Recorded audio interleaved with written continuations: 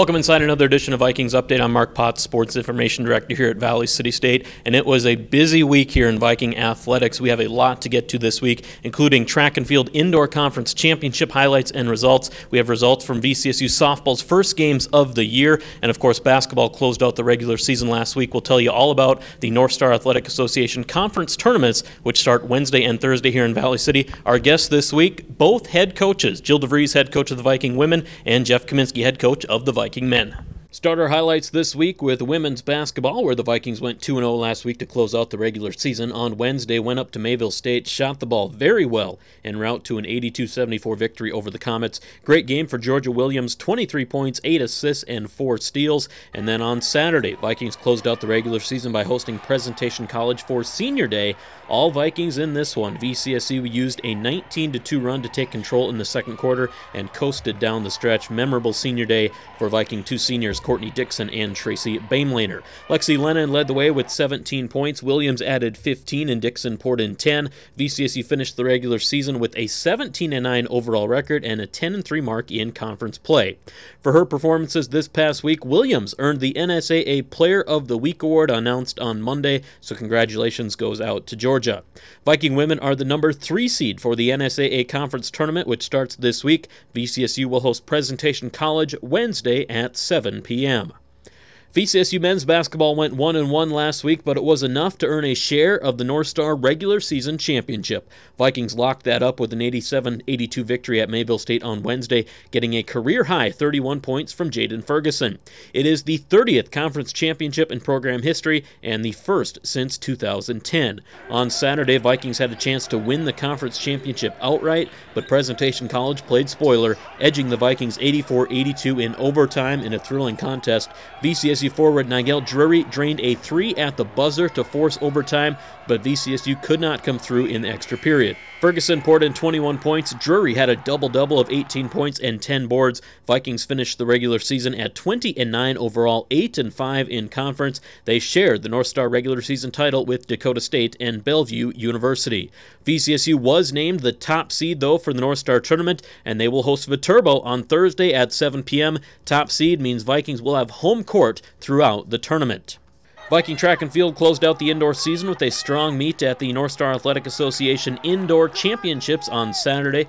VCSU had 9 all-conference performances, won 1 conference title, set 3 new school records, and had 22 season-best performances, so good day all around for the Vikings. Top 3 placers in each event were named all-conference. On the men's side, Malik Jackson, part of 3 all-conference performances. He took second and set a new school record in the 600-meter run, third in the 800, and was part of the 4x400 relay team that took second and also set a new school record. Nicholas Ernst, Oscar Siniga, and Lenzel Koskela also made up the 4x4 team. Andrew Hanratty had a strong day in the jumping events, taking second in long jump and third in triple jump. Nicholas Ernst added a third in the 400-meter dash. Demario Fair took second in the 60-meter dash and set a new school record in the process. On the women's side, Siri Geisler earned VCSU's conference championship, blowing away the women's shot put field by almost 3 feet with a toss of 41 feet, 8.5 inches. Also earning all conference for the Viking women, Alexandra Cardenas, who took third in the 3,000-meter run. Most of the Vikings will now prep for the outdoor season, but Geisler has qualified to compete at the NAI National Indoor Championships. That is March 3rd to 5th in Tennessee. A few future Vikings to announce this week. We'll start with track and field, which has announced 3 new commits. Josh Mansky from Benson, Minnesota, Oscar Vargas from Baldwin Park, California, and Daniel Machado, also from Baldwin Park, California. On the volleyball court, VCSU has announced the addition of Charlotte Hushka, a local highliner from Valley City.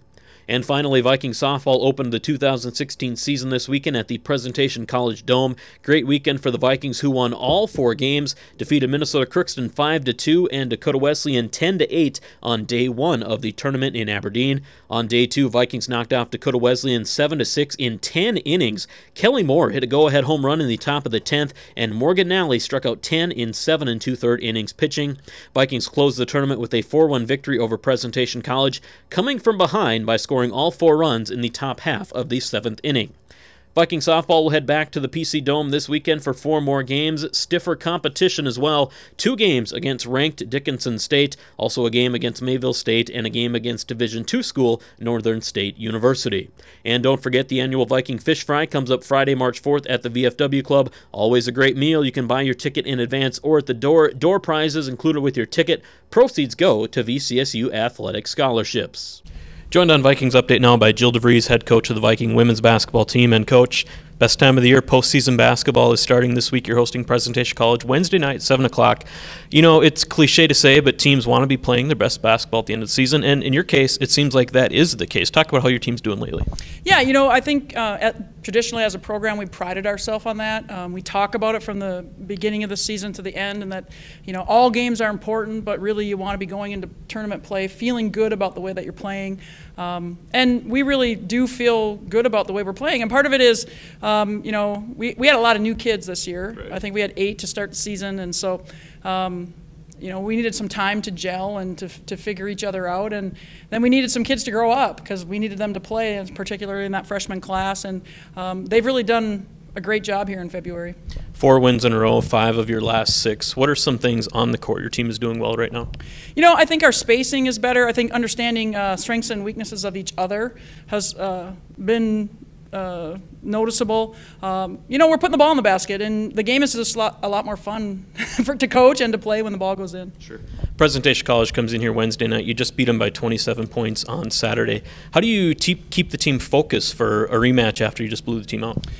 Well, we're going to watch a little film today and show them the things that they need to improve upon. Okay. I think that, you know, regardless, no matter how well you play or really how poorly you feel about your performance after the game, the film doesn't lie. And you know, sometimes you lose a game and you really didn't play very poorly, and the other team just played better that night. And you know, there's some things we can do better against presentation, and I'm sure that Coach Nelson thinks the same thing when they watch the film.